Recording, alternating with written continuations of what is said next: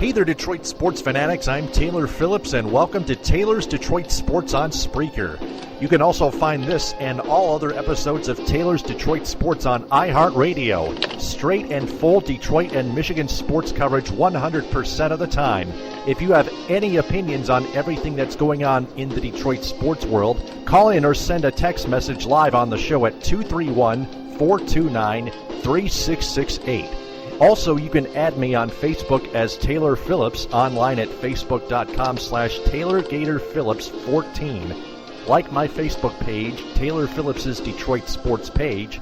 Join my Facebook group, Taylor Phillips's Detroit Sports Group. And follow me on Twitter at DT2Phillips with 2 L's.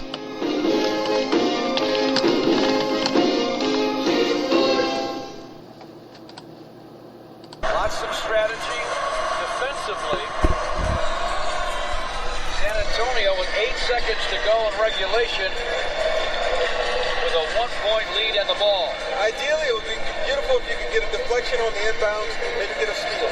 But if not, George, with only 8 seconds to go, you can't lose track of your guy and let him dribble any clock out. You want to get a quick foul. You can't discriminate. You got to foul whoever gets it, and then let him go to the free throw line. Duncan for Mills. The pass got away. Andre to KCP to Brandon Jennings. Brandon drives and puts it up off glass. Got it! As time runs out, Brandon Jennings with the score. The officials want to take a last-second look. Stay here, but it looks to me like the Pistons have won the ball game over the Spurs in San Antonio.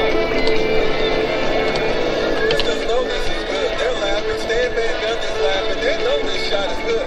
I guess there's a question of whether there's any time remaining on the clock for the Spurs, and I don't think there is. Wow, what a finish by the Pistons over the defending NBA champion Spurs in San Antonio. Pistons win 105-104 on the game-winning layup by Brandon Jennings with 1/10 of a second left in regulation.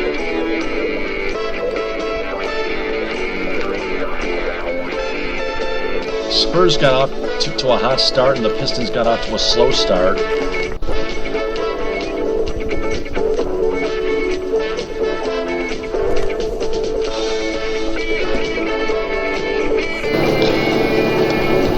The Pistons were down 18 and they came back to win.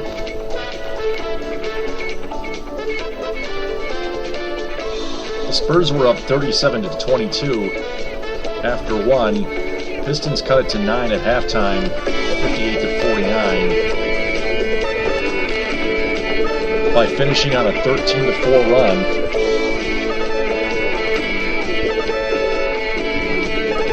Then Andre Drummond started having a double-double, as went for Greg Monroe in the third quarter, and the Pistons surged to an 82-77 lead at halftime. It was a but the Spurs came back to make it a close one. They tied it a few times and then went ahead. Pistons tied it a few times. The Spurs went ahead a few times again.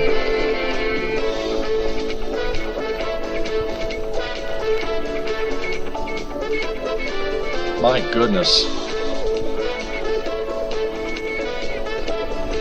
A call from George Blaha and Greg Kelser on Fox Sports Detroit. Capped it off. Spurs had to inbound the ball for one shot with just 1/10 of a second left. You know there was no chance.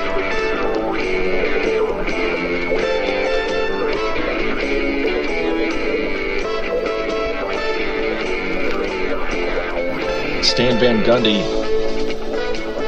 dropped an F-bomb during his timeout meeting with his team, saying that we just formed an effing wall.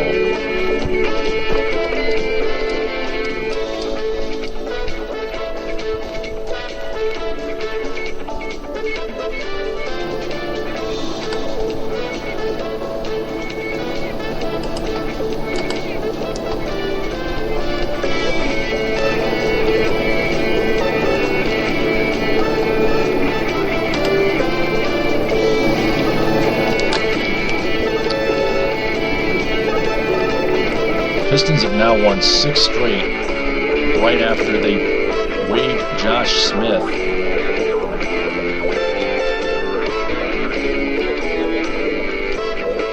And now they are 11-24.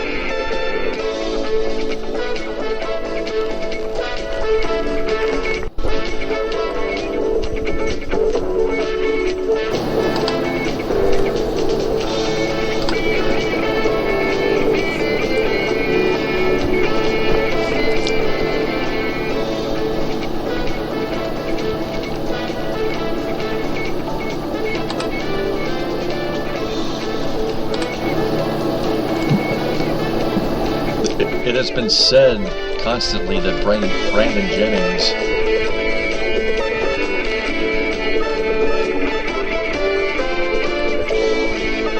didn't have too good of a night, but he's our hero of the night. He's their hero of the game.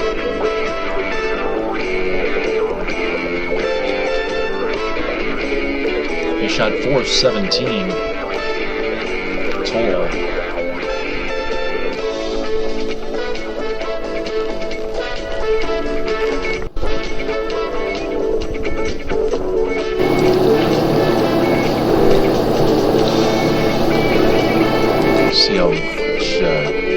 See how many points.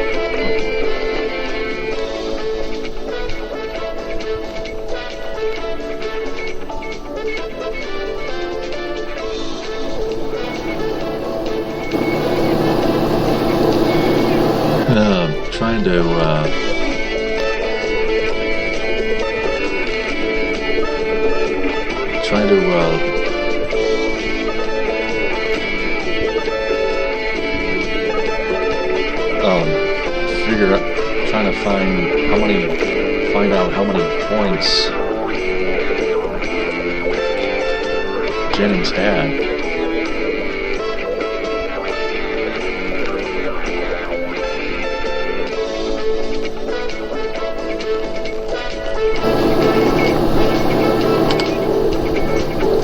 Go to the game companion on NBA.com.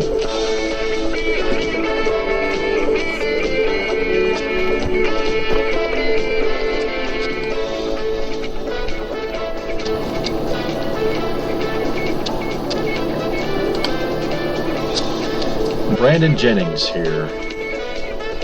Brandon Jennings wound up with 13 points, and so did Jody Meeks. Andre Drummond led the Pistons in scoring with 20 points and 17 rebounds. Drummond's a machine, but Jennings is the hero. DJ Augustine picked up 19 points, 5 rebounds. 5 assists, rather. Augustine didn't get any rebounds at all. Neither did Caron Butler.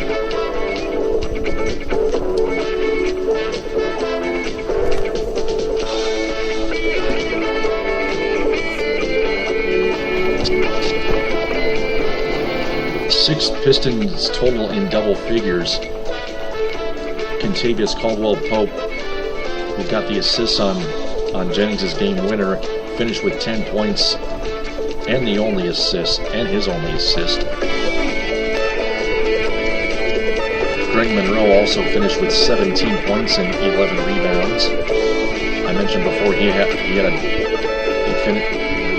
reached the point where he got the double-double in the third quarter along with Andre Drummond in that same quarter.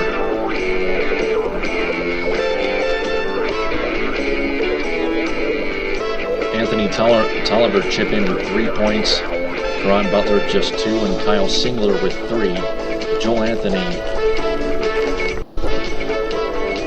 was a healthy scratch.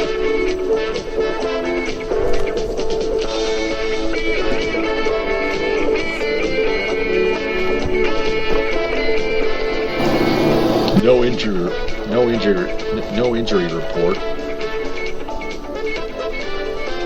Pistons take on the Dallas Mavericks. Pistons' best best performance was in the third quarter when they outscored the Spurs 33-19. Spurs are now 21-15 and have mightily struggled this year, especially at home. Ouch.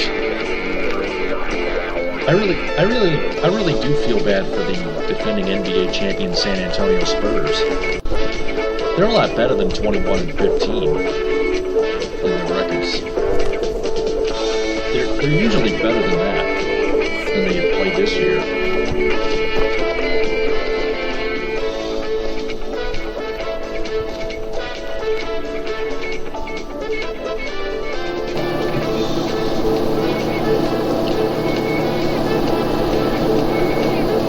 But it was still on the Pistons to take advantage, and they just barely did on the road in San Antonio. And the Pistons just keep rolling. I gotta tell you, 5 of the last 6 games they've scored over 100 points.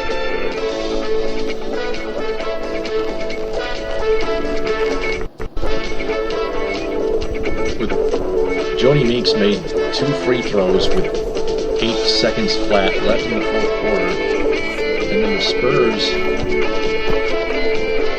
on that play,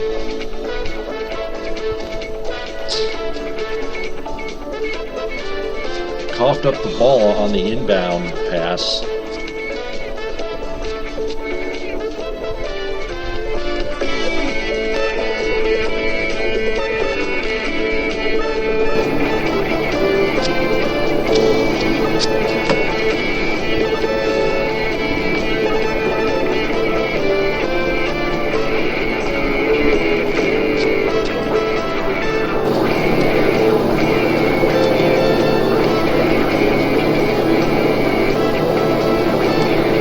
I think it was Drummond who stole that ball.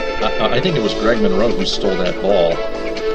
Whoever passed it to KCP, who set up Jennings with the game-winning layup. Very, very, very, very, very clutch. As I just mentioned before, the Pistons head to Dallas and play the Mavericks.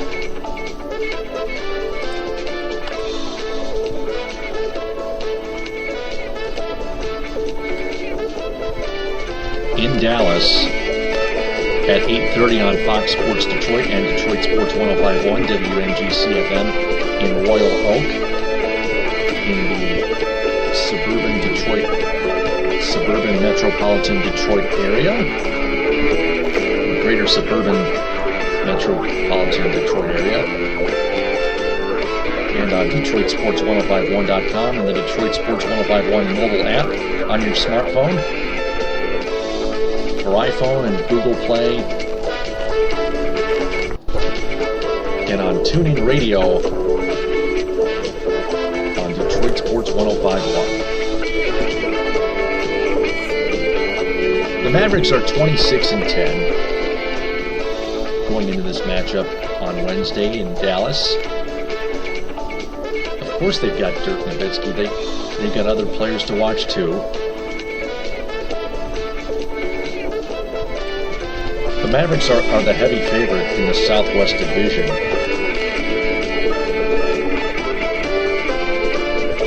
One of the heavy favorites in the Southwest Division, just in second place behind the Memphis Grizzlies.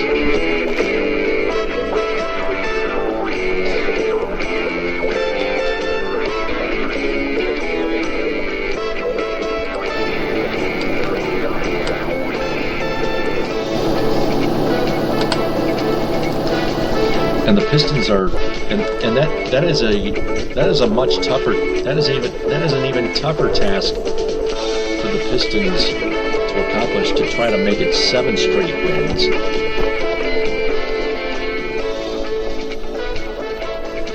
The Pistons have to The one most important player that the Pistons have to guard the most is, of course, Dirk Nowitzki. He can really sink those threes, and mostly, and twos as well. Watch out for Nowitzki is also a monster in rebounds.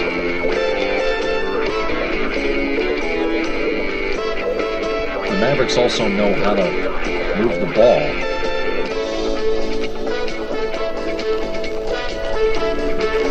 Pistons defense is going to have to play man-to-man coverage defensively in transition all game long to ground the Mavericks offense, especially Dirk Nowitzki.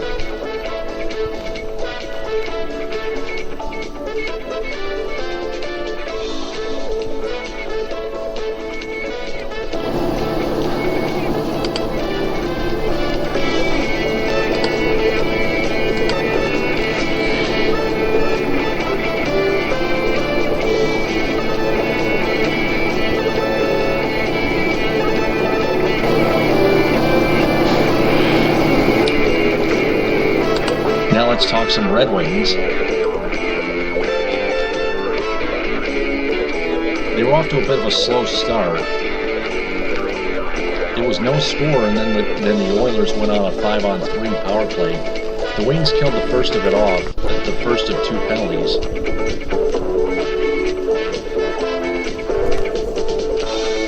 But Jordan Everly scored a strange goal that got past Jimmy Howard. Somehow top shelf.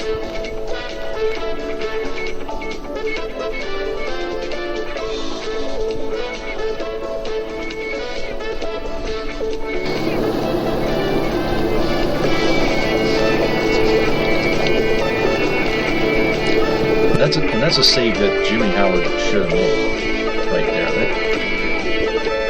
That's about all the criticism I can give to Jimmy Howard here.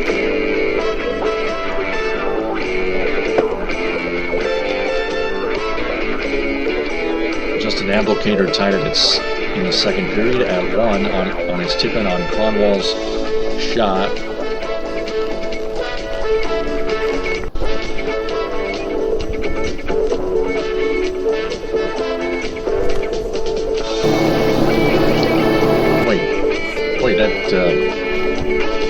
Kyle Quincy tied it at 1 on a wrist shot back past Victor Fost, and then Justin Abdelkader put the Wings in the lead with his tip-in shot from Cronwall. Tip-in from Cronwall's shot at the blue line on the power play to give the Wings a 2-1 lead.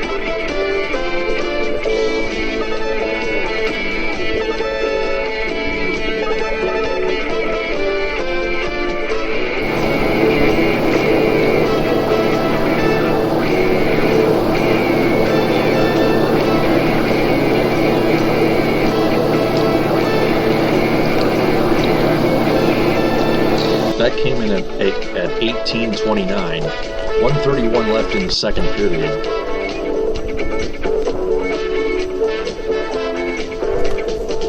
The Wings led 2-1 after 2. The Oilers would tie it.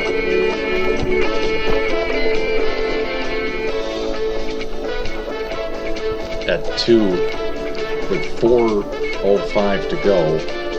Jordan Everly again.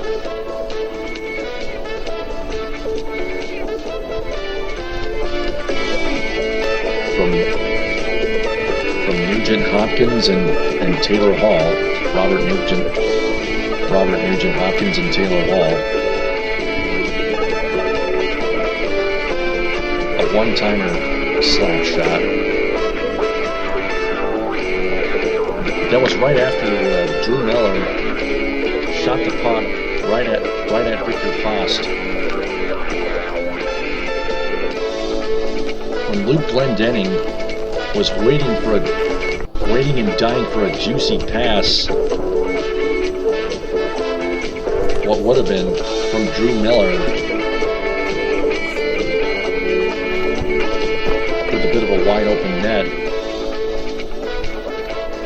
had Miller got that pass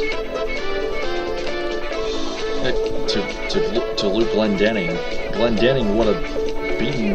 would have had a shot to beat Fost with a one-timer to make it 3-1 Wings. Instead,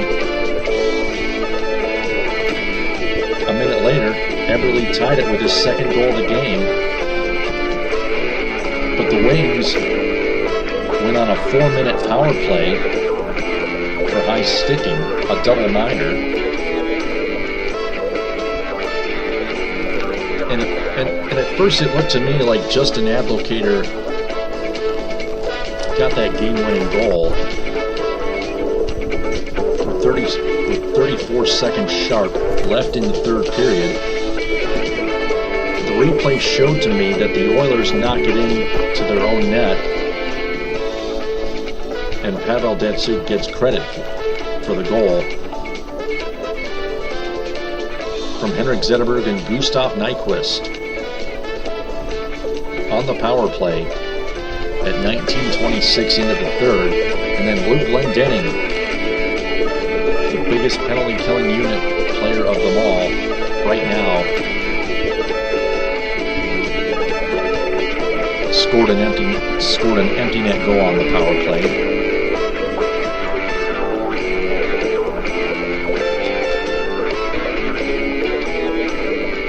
With 3 seconds left,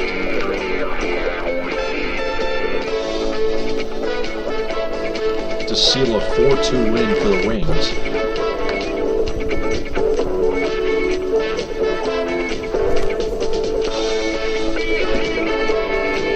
Luke Glendening has been one of the best penalty killers put out there by head coach Mike Babcock. Speaking of Mike Babcock, Bill Roos, the managing editor from DetroitRedWings.com,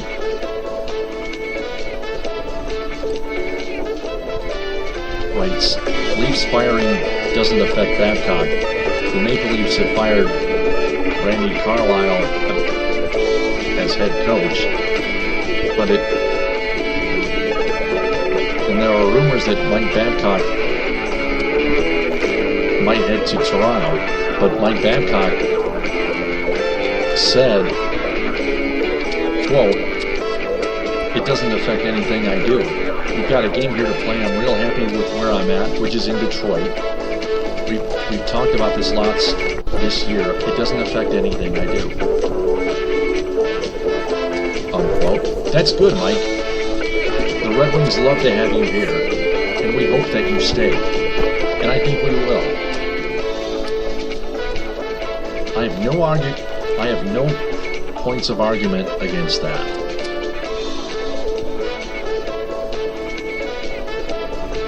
The Wings need Mike Babcock, and he's not going anywhere.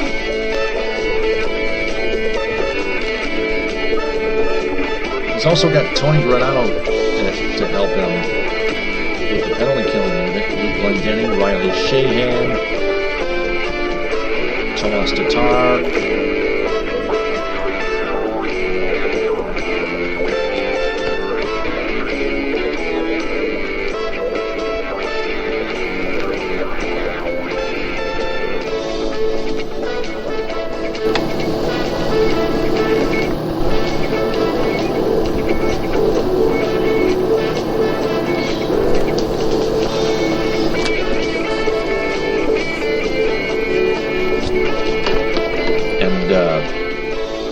The only two busts that are forwards on this Red Wings team are Drew Miller and Johan Franzen. Drew Miller made a mental mistake just shooting it right at the goaltender, Victor Fost, and then he broke his stick with the Oilers goalie hold with under a minute to go, with under 30 seconds to go.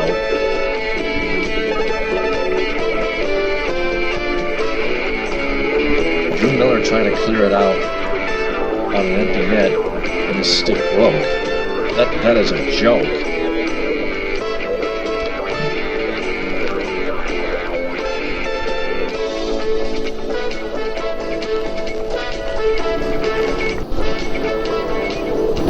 Johan Franzen got hit, but he made a mistake he also kept making stupid mistakes, including taking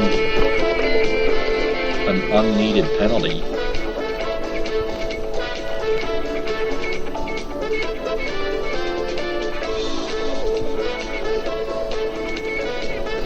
Both Franzen and Miller should be traded.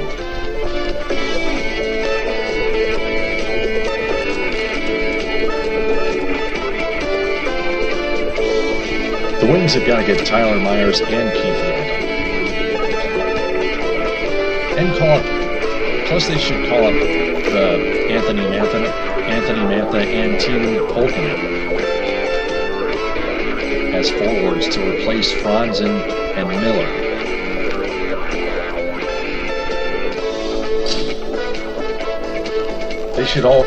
They should also waive Jonathan Erickson, Jakob Kindle, and Brendan Smith. They still turn the puck. Those three defensemen still turn the puck over too many times, in my opinion.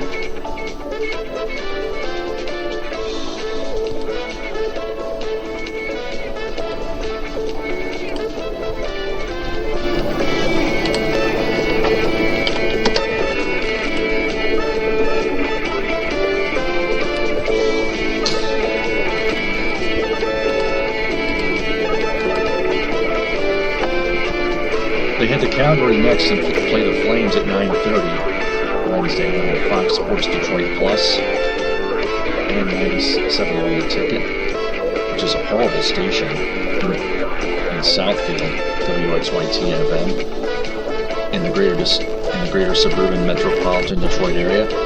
Season series, the Wings swept 2 games against the Calgary Flames last season. Daniel Alfredsson scored twice, including the overtime goal in Detroit's 3-2 victory against Calgary at Joe Louis Arena on December 19, 2013. Detroit had split the first 2 games of its 6-game road trip, bouncing back after a 4-1 loss to the Vancouver Canucks on Saturday by beating the Edmonton Oilers 4-2 on Tuesday. Pavel Datusyuk's power play goal in 30 seconds. Let's just take a look at the Flames team scope. Jimmy Howard, by the way, made 21 saves in the winning cause. Both Datsuk and Applicator finished with a goal and an assist. Tomas Jurko left the game because of back spasms, and Mike Babcock said he won't play against the Flames. Calgary reaches the halfway point of its season in much better shape to make a run at a berth in the Stanley Cup playoffs than at the same point last season, where the Flames were 14-21-6. Calgary enters Wednesday 2 points out of the final wild card berth in the Western Conference. Head coach Bob Hartley, a former head coach of the Colorado Avalanche, said, quote, "We're 1 game away from the halfway point of the season, and we are controlling our own destiny," unquote. The Flames are coming off a 4-day break after a 2-1 home loss to the New York Islanders on Friday. Forward Michael Backlund, with an abdomen injury, wasn't played since late October, looked pretty good, quote unquote, according to Hartley, and could get back into the lineup. Flames entered the matchup at 21-16-3. That's 45 points.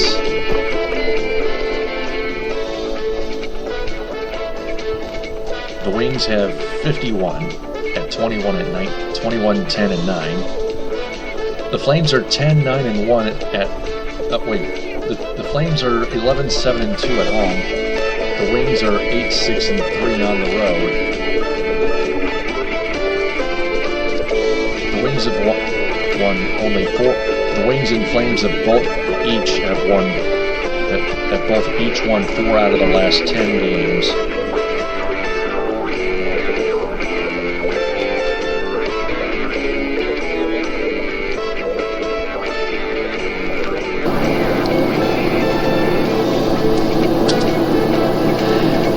Wings have, speaking of tougher tests, that's one of them for the Wings there.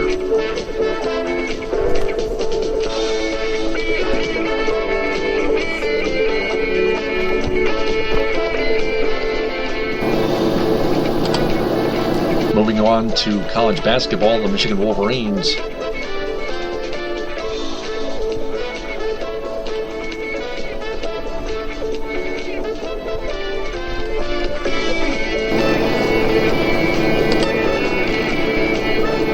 beat the Penn State Nittany Lions 73-64 at Bryce Jordan Center.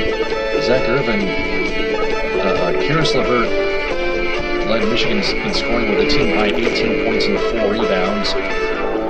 Zach Irvin, the sophomore, chipped in 17 points on 6 of 9 shooting. Picked up 9 rebounds, while his classmate Derek Walton Jr. added 12 points and 6 boards. Freshman Ricky Boyle and Aubrey Dawkins scored 8 points apiece.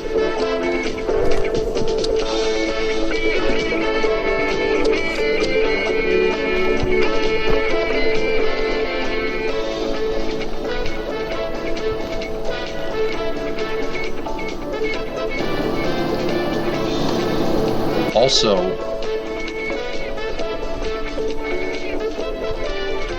the Central Michigan Chippewas went on the road and upset the Toledo Rockets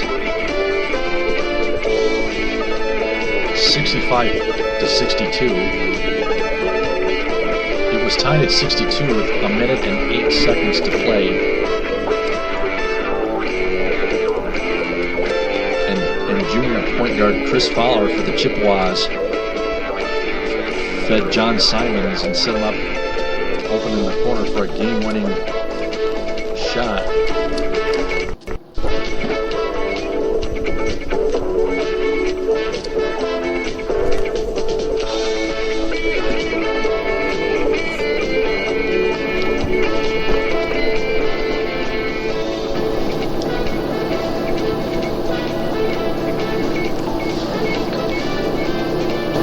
And that appeared to be a 3 because it was in the corner.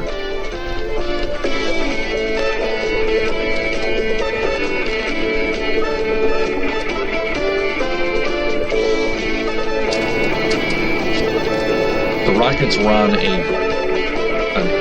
8-1 run to lead 60-55 with 3:43 left in the game.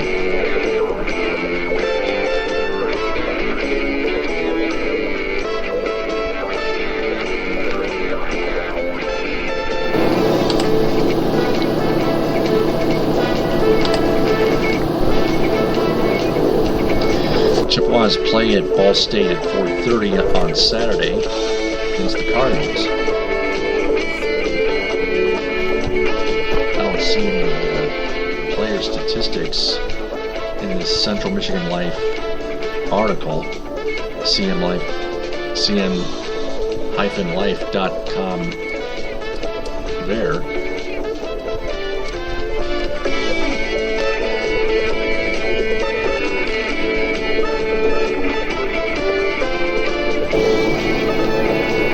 The player statistics in this are nowhere in this article.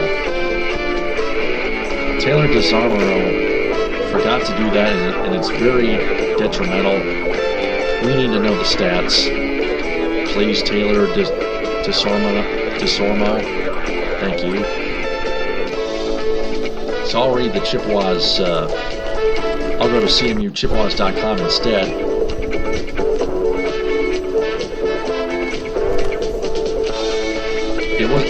John Simons' game-winning shot was for 3 with 1:08 to go.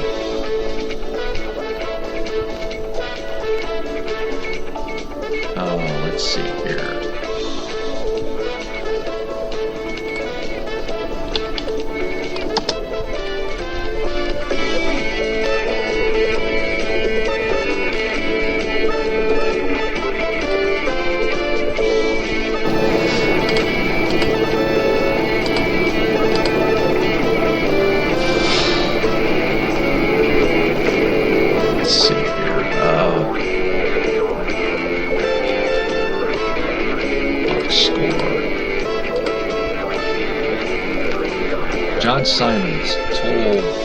points. 9. John Simons finished with only 9 points, but gave the Chippewas a thrilling victory. Rexall Simmons at guard.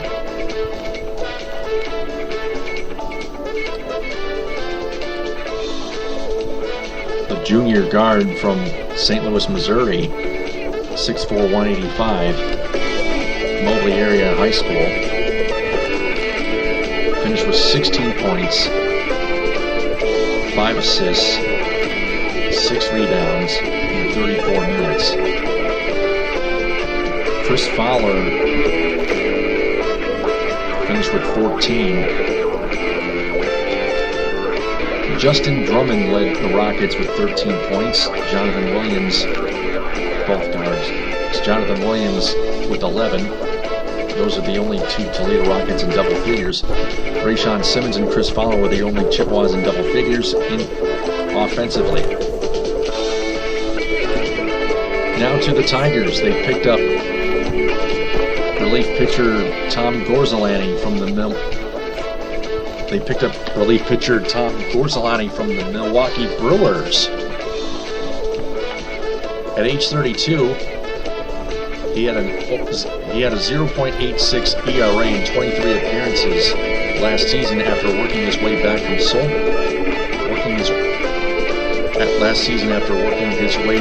shoulder surgery. He has posted a career 4.27 ERA spanning 10 seasons in the majors.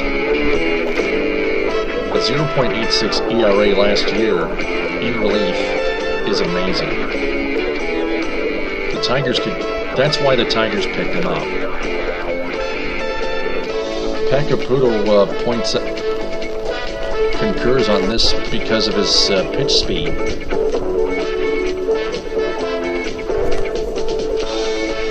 On the OaklandPress.com, patcaputo.blogspot.com,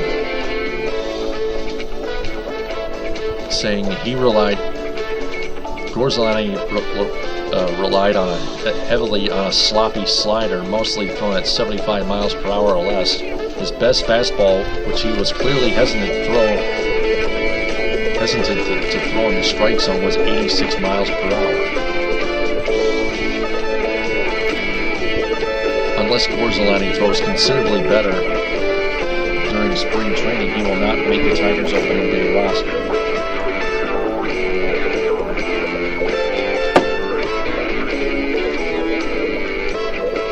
See, Pat, I just mentioned the Tigers picked him up because his ERA last year was solid, absolutely solid, 0.86 in 23 appearances.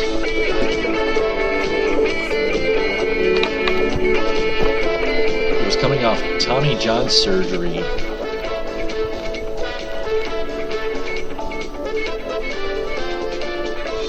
From an elbow ailment, making recovery possible. Caputo also says the recovery takes a while, but pitchers often come back as good as new, not with shoulder ailments. Unless Gorzellany starts throwing much harder, this is another departure from General Manager Dave Dombrowski's usual emphasis on power arms for the bullpen. Pat Caputo didn't write much.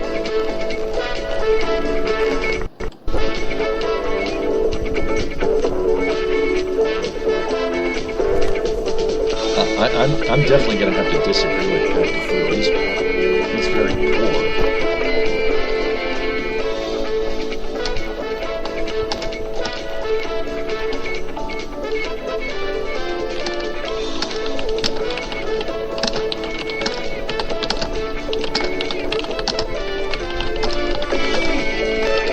The Tigers need hope,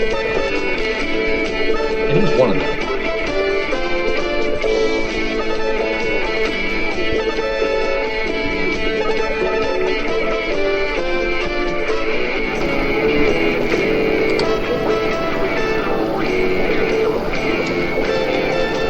Tigers, keep in mind, also have right-handed relief pitcher Alex Wilson. They picked him up in the Rick Porcello-Jonas Cespedes trade last month.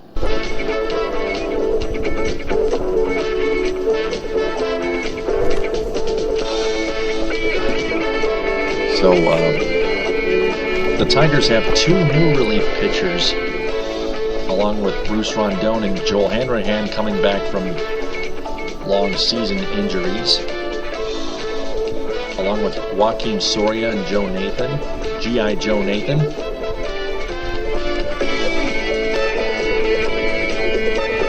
And Al Albuquerque. Phil Koch and Jabba Chamberlain are possibly gone.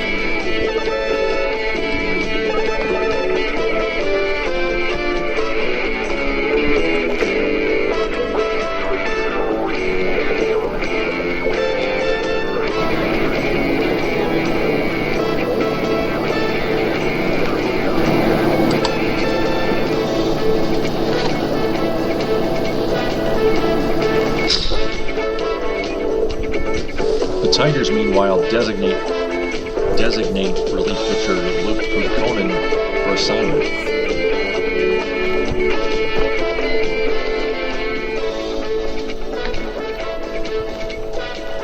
Let me see here.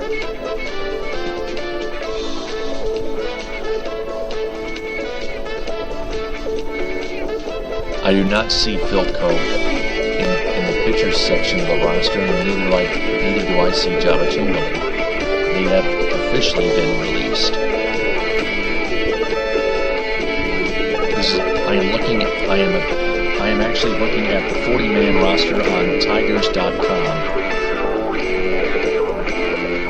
powered by MLB.com, associated with MLB.com.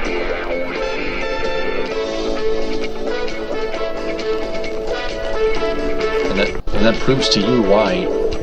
That proves to you that Koch and Chamberlain are officially gone now. And that's good. So that's going to do it for Taylor's Detroit Sports episode 127. Sleep tight, everyone. I'll be back with episode 28 on iHeartRadio. Thanks for downloading and listening to this podcast. TTFN, ta-ta for now.